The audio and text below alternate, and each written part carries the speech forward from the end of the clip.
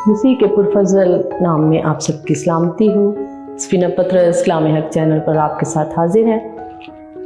तो बच्चों, जैसा कि हमने यूसुफ की कहानी शुरू की है और आगे आज हम देखते हैं कि यूसुफ जो है अपने भाइयों के साथ फिर कैसे वो उनसे मिल पाया।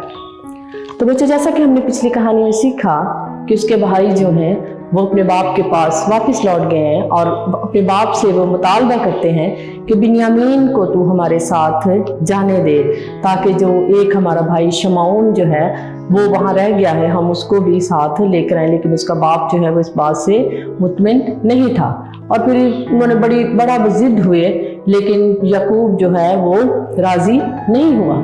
तो फिर वो जो है वो सारे भाई इस बात से खामोश हो गए और फिर ऐसा हुआ कि काल जो था वो बहुत सख्त हो गया और वो जो अनाज लेकर आए थे वो अनाज भी उनसे वो ख़त्म हो गया। तो उन्होंने फिर दोबारा से अपने बाप से कहा। फिर यहूदा जो उसका भाई था उसने कहा अपने बाप से कि बाप तू बिन्यामीन को हमारे साथ भेज दे, ऐसा ना हो कि हम और हमारे जो बच्चे हैं वो भूख से मर जाएं, ताकि हम दोबारा जाएं और वहाँ से अनाज लेकर आएं। और अनाज हमें तब ही मिलेगा जब हमारा भाई बिन्यामीन हमारे साथ जाएगा और फिर शमौन को हम वहाँ से लेकर आएंगे। और उसका बाप इस बात से बड़ा परेशान था और फिर उसने सोचा कि ठीक है, तुम जैसा खुदा बेहतर करे तो मैं अपने बेटे को तुम्हारे साथ भेज देता हूँ।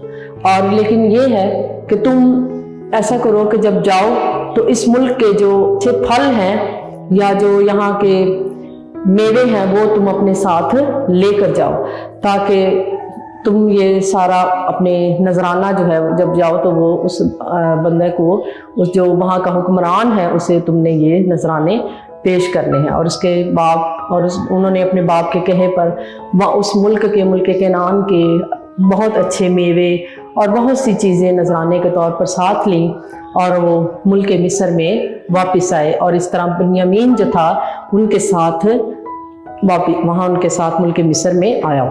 और जैसे ही यूसुफ ने बिन्यामीन को देखा तो उसके जज्बात और हो गए और उसने अपने नौकरों से कहा कि तुम इनको अंदर ले जाओ और ये दोपहर का खाना जो है मैं इनके साथ खाऊंगा और तुम इनके लिए खाना जो है वो बनाओ। और उन नौकरों ने ऐसा ही किया और उनको वो अंदर ले गए। और जो यूसुफ था वो अपने भाई बिन्यामीन को देखकर बहुत परेशान हुआ और जब वो उनसे मिला तो वो अपने जज्बात पर काबू नहीं पा रहा था यूसुफ, और वो अंदर वहाँ से उठकर अंदर चला गया और वो जाकर बहुत रोया। और फिर वो वापस उनके पास आया और जो थे अब्रानी और मिस्र के जो लोग थे वो एक खाना जो था वो एक दूसरे के साथ मिलकर नहीं खाते थे, लेकिन उस दिन वो टेबल पर वो सारे साथ थे। और मिस्रियों का जो खाना था उन्होंने लैदा चुना और जो अब्रानी थे उनका खाना जो था वो टेबल पर उन्होंने लैदा चुना।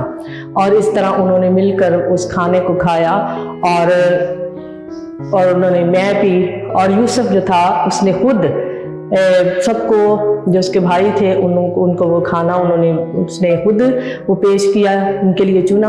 और जो बिन्यामीन का जो खाना जब यूसुफ ने उसकी प्लेट में रखा तो उसने 5 गुना उनसे ज़्यादा जो खाना था उसकी प्लेट में रखा। और इस तरह उन सब भाइयों ने मिलकर उस खाने को खाया और उन्होंने मैं पी और बहुत खुशी मनाई।